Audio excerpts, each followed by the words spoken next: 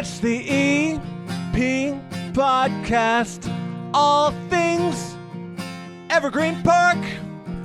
It's the EP Podcast. Evergreen Park. We're on the northeast corner of 95th and Kedzie at Spoken Vine with Reed and Bridget, who we've met many times on this show before. And about 7 months ago, you opened up Spoken Vine. How has it been so far, Reed? It's been going great. We've been getting really good response from the neighborhood. We keep getting busier and busier. We've been doing a lot of really fun events that have been getting a lot of new people in here.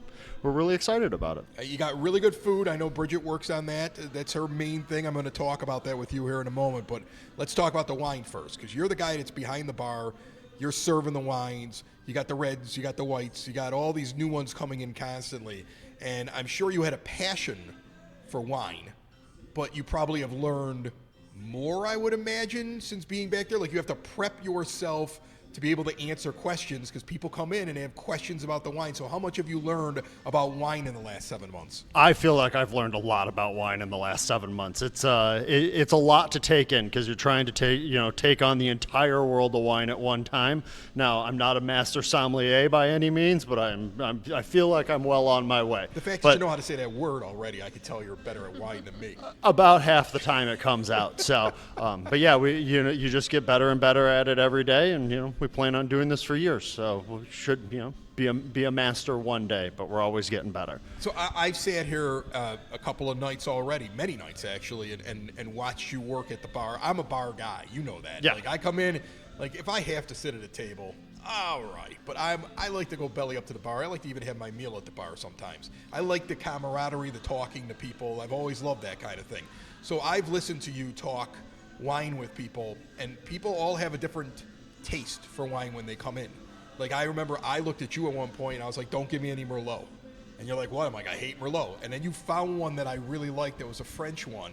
And you're like, this is different from the California ones. What have you learned about people's taste? Like, are there certain types of wine people like more in this area than others? So the one thing I've actually learned is I think a lot of people dislike a lot of wine because they've only had a bad version of it. Like when you went to Grandma's house, she had the little bottle of Chianti that was terrible, and you've never tried a Chianti ever since.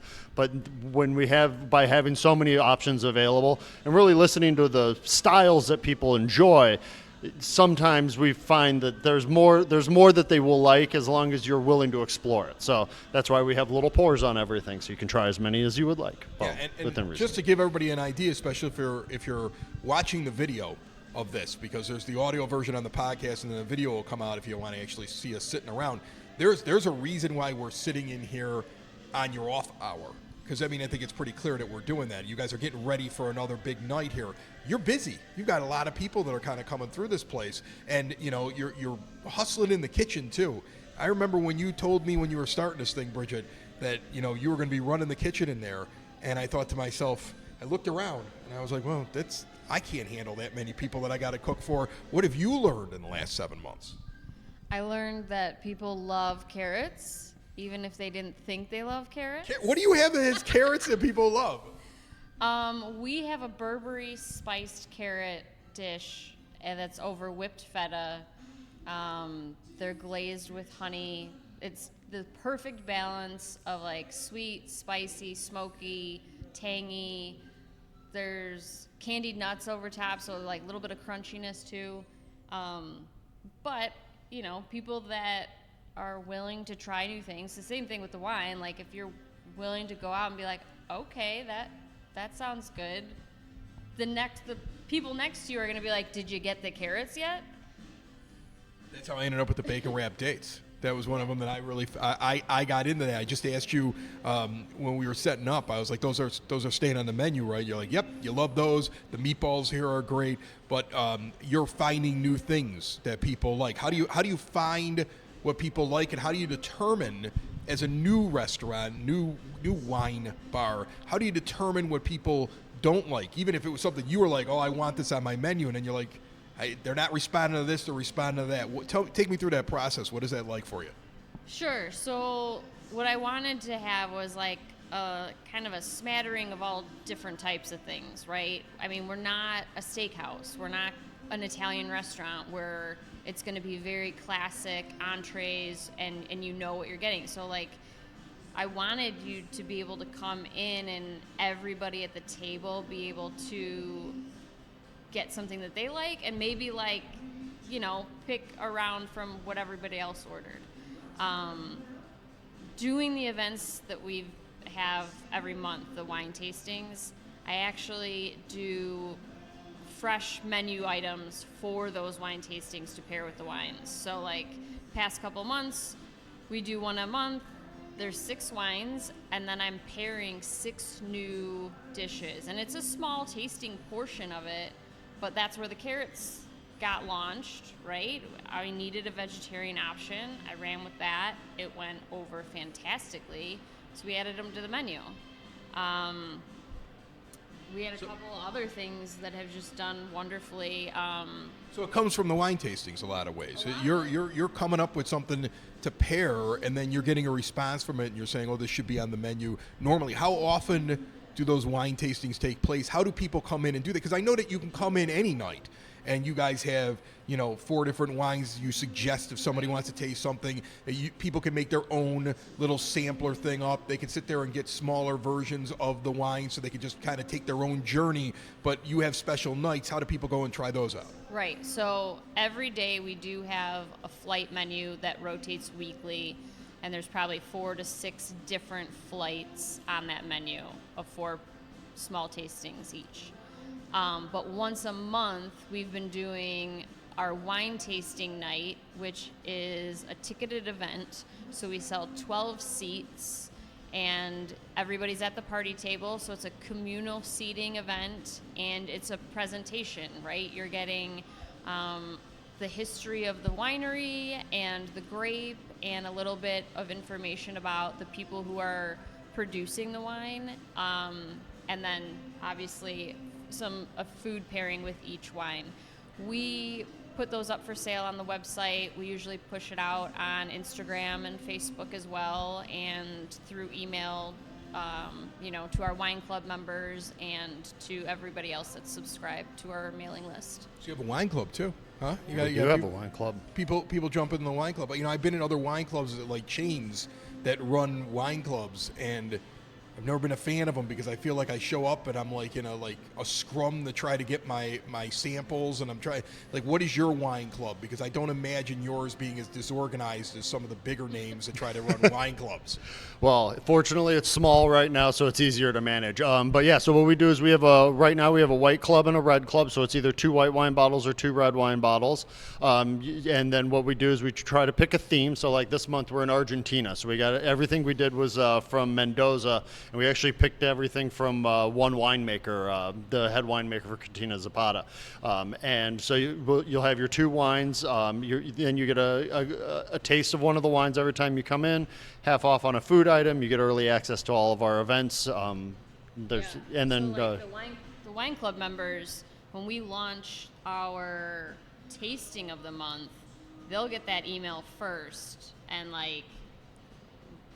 for March, half the tickets were gone right when that email went out. They just come running. They're like, we know that we get to explore new stuff, because all the stuff that we do for our wine tastings are not on the menu, right? And then things for the wine club are also not on the menu. So those are exclusive to wine club members. We do offer a 2 or a 6 ounce pour to dine in, but you couldn't buy a bottle of that retail. That is only if you're a wine club member. Wow. Okay. So one of the things that I want to make sure that people understand at home, because I've been in here before, and I can see how the perception could be, it's just wine, right? You have a full menu. Yeah. And you can drink things other than wine.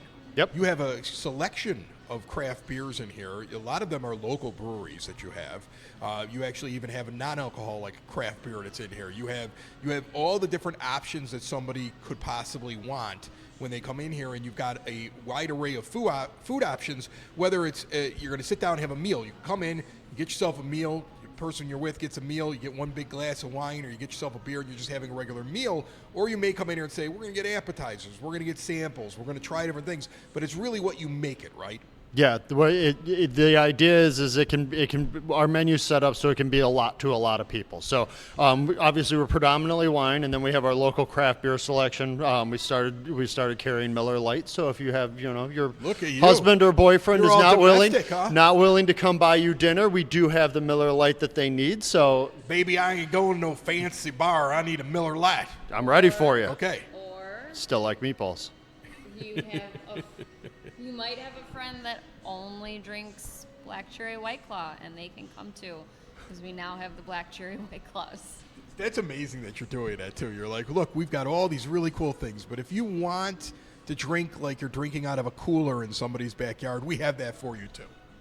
I mean, everybody should get a chance to experience Smoke and Vine, right? And it'll encourage people to bring their friends who probably would have passed, because if they just think, oh, it's wine, I don't drink wine, they would not think to come here. But knowing that there's other options, and then they can say, well, maybe I will. We've had a lot of people come in and be adamant that they are not wine drinkers and leave saying, wow, I found something, and buying a bottle to take home because they liked the wine that they found so much that they're like, okay, I could do this. Like, I could drink this at home instead of my Miller Lite or Black Cherry White Claw. That's awesome. And I, the whole concept Spoke and Vine is because you guys are avid bicyclists. Mm-hmm. And so there's some of that added into everything in the place. This is really your first, summer, full like warm season that you're going to have the place. I know originally your envision was that there was, people could bike over and have some wine. So like, is there anything special happening this summer? Anything that you're kind of planning? Are you still ruminating on it? I think it's closer to ruminations than, actively in the plans. I've got lots of ideas, but everything takes time to execute. So you have so much going on. You have the wine club. What else do you have coming up that you want me to tell people about? So Tuesday, April 16th. Tuesday is not usually a day that we're open, but we're having Mario Moro from the Emilio Moro Winery come in and do a special tasting of their wines. So we did this in February as well with 2 winemakers from Tuscany. So another ticketed event, because it's a day that we're closed. So it'll be limited spots to come in and do a special tasting. And then we usually have their wines featured on the menu. Retail purchases available for discount, at a discounted rate. And then I'll do a small menu to supplement that. And then we also did like a small buffet charcuterie spread for everybody. Awesome. And as you can tell, if you're watching the video, this place is really cool looking. I mean, how do you keep track of all these bottles behind us right now at this bar? I mean, if you take a good look at it, I mean, there's just nothing but bottles and different types of glasses here. Did you go to some training for this? How confusing was it when it started? Are you finally used to the amount of options you have for people? I've always been used to the amount of options, and you just got to kind of live in it to know it, It's all been building. We're building, Yeah. right? We started with maybe 45 or 50, and now we're up at least 100. Yeah, and now we're starting to really turn over some of the stuff that seasonally and new releases that are coming out, things that do well, things that don't do well. And that was really one of the big ideas that we had here, was to let our wine menu be fluid so we can try new stuff. So like over the winter, we started doing a lot of stuff from Tuscany. We just kind of had a phase there. We're kind of in Argentina right now, Okay. Summertime is coming up, so we'll probably be rolling more into France and rosés, and all of the funness of that happens. So, kind of roll with it. Awesome. I mean, it should be a fun spring, fun summer here at Spoke and Vine. Do you take reservations, or do you encourage them? What do people do with that? So you can take reservations. You can make reservations on our website. We have that option. You can also call for reservations. You don't need one. We try not to ever just book walk the whole in, place. too, You right? can just walk in. We're a neighborhood If you're place. a bar person like me, you just walk in. Yeah. Yeah. I mean, if you're just thinking like, where do we go? Like, try the new place in town. Definitely. Try the new place in town. Spoken Vine, northeast corner of 95th and Kedzie. They really have something for everyone. Thanks so much, guys. Thank you, Chris. It's the EP Podcast. All things Evergreen Park. It's the EP Podcast. Evergreen Park.